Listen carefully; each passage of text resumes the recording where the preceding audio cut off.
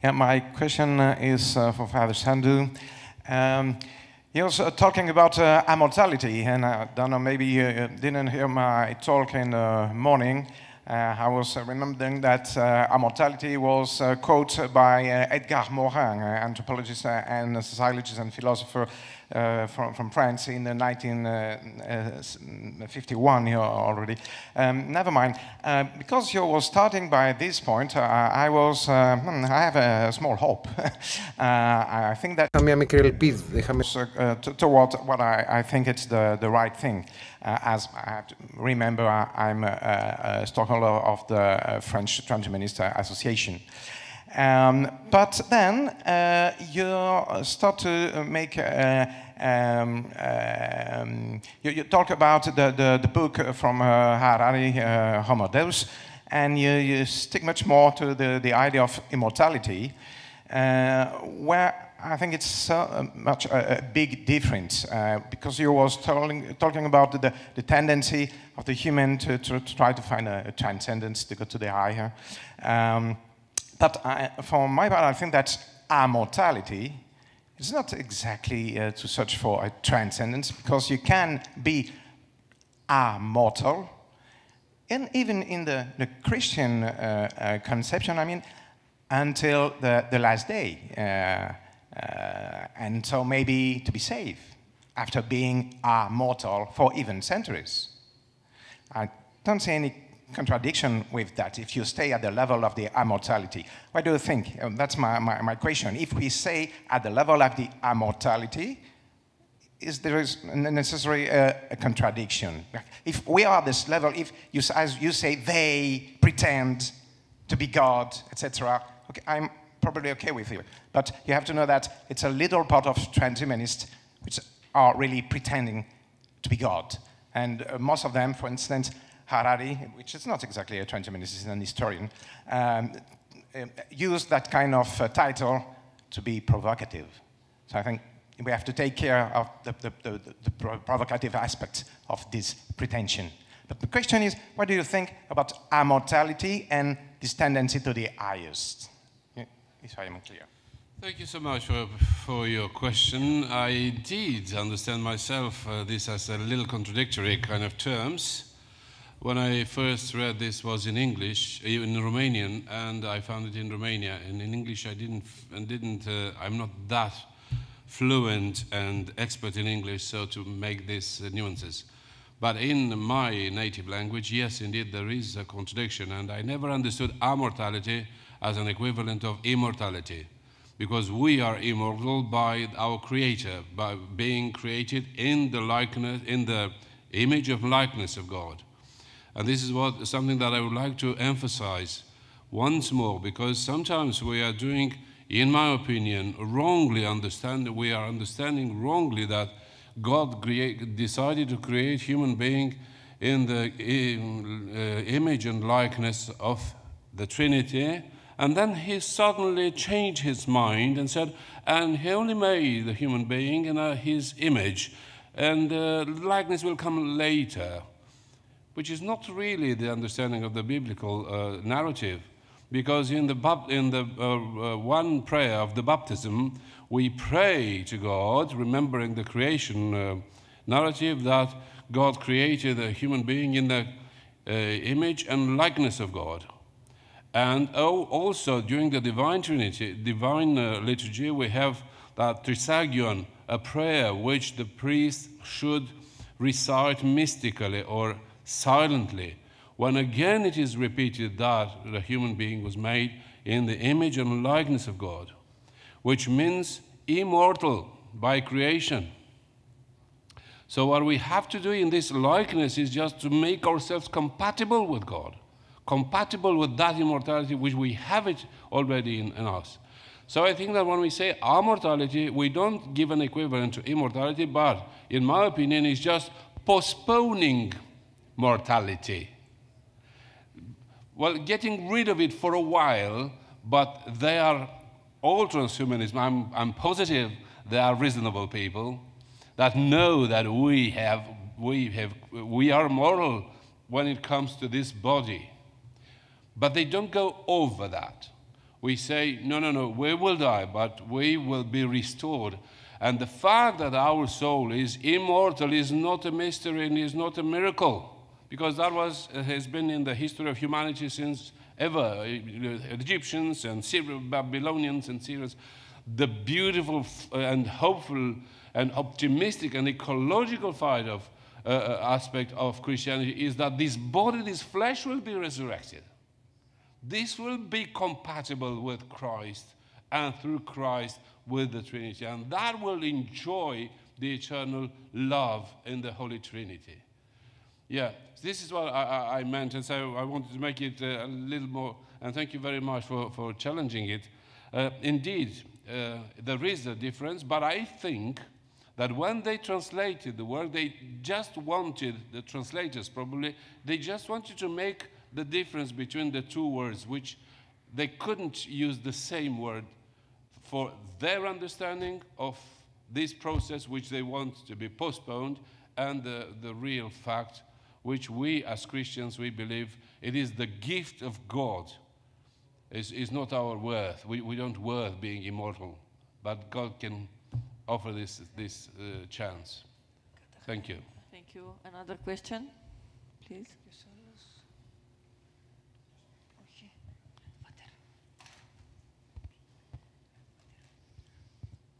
Πειράζει να τα κάνω στα ελληνικά, γιατί τα αγγλικά μου είναι... May I speak in Greek, because my English is not that good. So I have a question for Jonathan.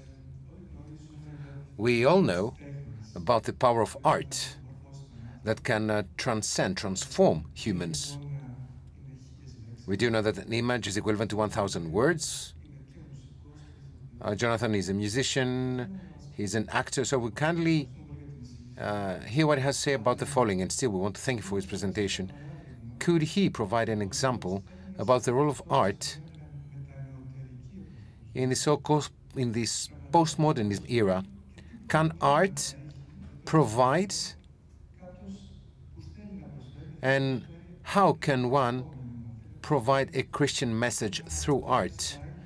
If I dare to say, a lifestyle in Christ. Is it possible? So, I believe this is a true artist.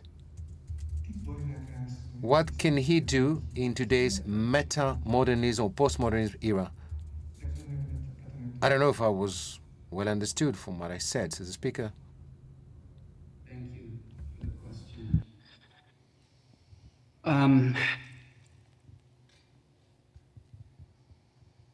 The role of art, as I see it, has always been, and particularly is in the days that we live in, a very spiritual role. And the importance of reaching the hearts and minds of humanity through stories can be seen by the fact that the incarnate God, Jesus Christ, when he was here in his earthly ministry, spoke oftentimes through stories and through parables. The Russian filmmaker Andrei Tarkovsky said that the role of the artist is to prepare the soul for death.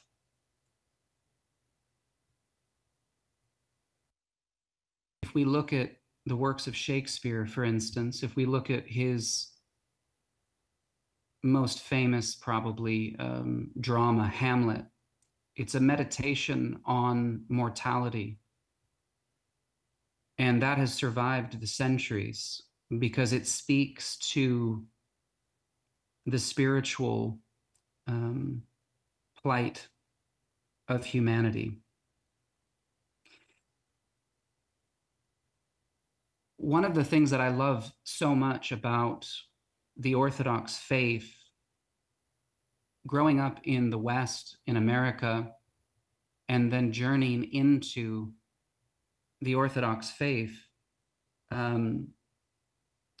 is the different ethos, the different way of,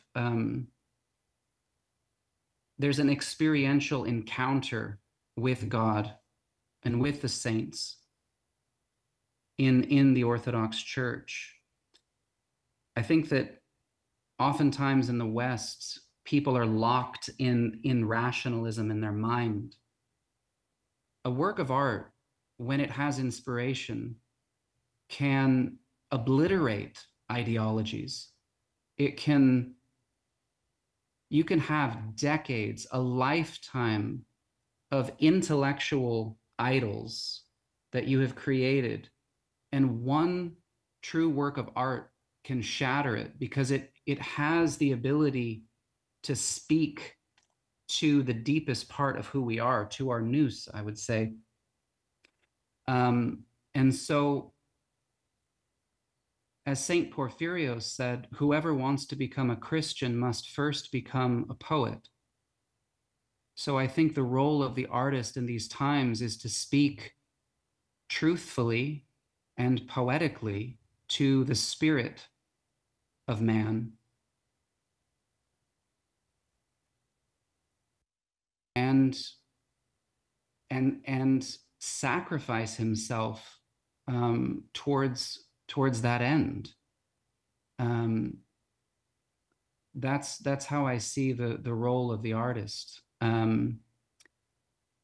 So I hope that answers the question to some degree. Thank you so much. And one more question, last question. So the question is the following. About the heavy metal community. As you know, heavy metal has quite some different genres, which are have a great, let's say, and have great followers like power metal, epic metal, black metal. The National Socialistic black metal, which is combined with Nazism and Satanism. So I'd like to hear from you, your own experience, what you have observed as a musician, the negative consequences, repercussions of this type of music internationally and in the Christian faith and in people, in other words, who try to live as Christians under the evangelical writings. Is this an obstacle for them, this type of music? So that was the first question. And the second is, in these fields, are there any elements from music, things that can be perceived and interpreted by music, and under which, of course, conditions, based on your, let's say, understanding of music and your knowledge of music. So probably you have examined these fields and you can say something more in particular about these issues. Thank you for the question. Yes, over the years, I've performed in many places, many clubs and venues where some of the other bands have been, heavy metal, and, openly sort of in their wardrobe and these things with satanic symbols and things like this. We know the demonic energies are very real in the world, and music and art is an incredible gift from God, but it's also because of the beautiful gift that it is, when it's corrupted and used for demonic purposes, it's extremely destructive. The entirety of the pop music industry it seems to be completely co-opted and run by forces that are against virtue and beauty, and so I think it's a very big problem, and that's why I think that it's important for all people, but especially young people, to those who have those giftings, to use them for the glory of God, in a humble and strong way. You know, I have not seen very much beauty in that genre of music. There was a band years ago called POD that for a time was doing some pretty heavy music that had a spirit. It was kind of like the warrior spirit of Christ is what they were going after. And there was something quite powerful and invigorating, but it's so rare. Most of the time it's very dark to the spirit. Whether it's heavy metal, a sort of despair, or the over sexualized pop music and rap and hip hop culture, it all seems to be funded and put out there in order to weaken the people. Just real briefly, and then I'll end this. Somebody mentioned that before the invasion in Iraq, they dropped pamphlets of pornography all over the country, or at least maybe the city of Baghdad. And the reason that they did this is because they knew that pornography weakens the human will. And so when we see the film industry, the music industry, relentlessly inundating the public with despair, indignation, pornography, lust, all of these kinds of things. The spiritual intent of this is to weaken and demoralize us to the point where we don't have the strength to respond to the beautiful, the good, and the true. So I haven't seen very much light, to be honest, in any of the metal music, but to avoid being a legalist, I wouldn't say that it's necessarily impossible, because I have seen some people who have had a warrior spirit for light and come against some of the dark forces in the world. It's rare, but it can be powerful. Thank you for the question.